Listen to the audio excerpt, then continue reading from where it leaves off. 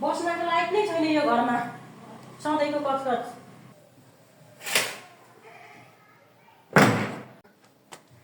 ला 1 पो बजिसकेछ। म नि एकछिन बसेर पब्जी खेल्नु पर्यो। ओइ म पनि आएँ बचा है मलाई ल। ओइ पछाडि हेर त म नि आउँदैछु है ल। भर्खर आएको म। राम राम 4 बजिसक्यो। यो छोरीले यसो 2-4 लुगा थियो धोइदिएकी भए पनि त हुन्थ्यो नि। तेरी छोरीलाई काम लगाऊ 1-2वटा काम लगाउँदै गरौँ भन्दाखेरि मेरी छोरी काम गर्ने हो र भन्थिस् नि। अहिले देखिस् नि कस्तो हालत हुँदो रहेछ। के खुइया गर्छस् अब गर्न आफै काम। मुख चाहिँ साह्रै छुचो छ है बुढाको। ल मैले त 5 जना मारिसकेँ। ओइ हान हान हान। ए फोन पो आएछ त। हेलो भाइ तिमीहरू आइसक्यौ? ए ल ल म आएँ ल। दिदी हामी आइसक्यौँ। आउने होइन एकचोट तान्न आउँदाखेरि पैसा लिएर आउने है। हामीसँग छैन। के भन्छ दिदीले? पैसा माग्नु पर्यो नि त आमासँग। धनी बाबु कि एक्ली छोरी पैसाको के कमी छ र? हामीलाई पनि मोह छ दिदीसँग सङ्गत गरेर। मम्मी मम्मी खोइ कता जानुभयो? के बनानी किन बोलाकी? खोइ मान्छेले पैसा ल्याउनु त। होइन तँलाई दिनका किन चाहियो पैसा? साथीहरूसँग खाना खान लागेको हौ। टेबलमा मकै भुटेर राखेको छ त्यही खा जा पुर्क। तपाईँले खानु खोइ यो पैसा दिनु छिटो। होइन तँलाई पैसा दिन दिनकै कहाँबाट ल्याउनु मैले? खोइ थाहा भएन मलाई जसरी मलाई पैसा चाहियो दिनु। के चाहियो अरे तेरी छोरीलाई? केही होइन साथीहरूसँग जान्छ अरे खाजा खान।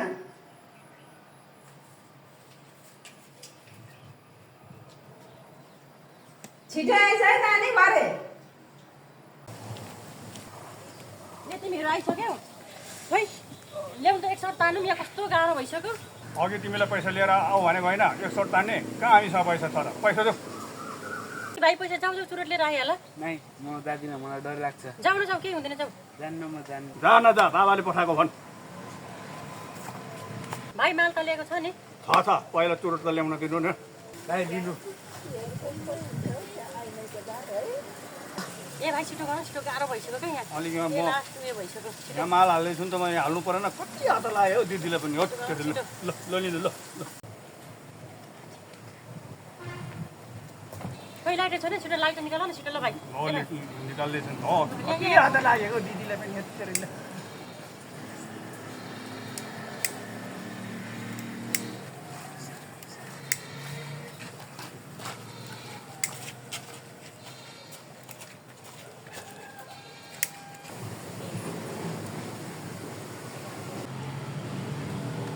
इन्दिरा दिदीकी छोरी खुसीको हालत आज त्यस्तो देखेँ मैले। इन्दिरा दिदीलाई सुनाउनु कि नसुनाउनु?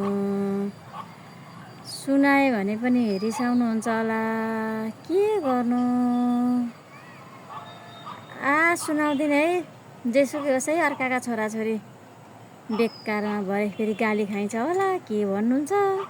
आफूलाई नराम्रो हुन्छ। सुनाउँदिन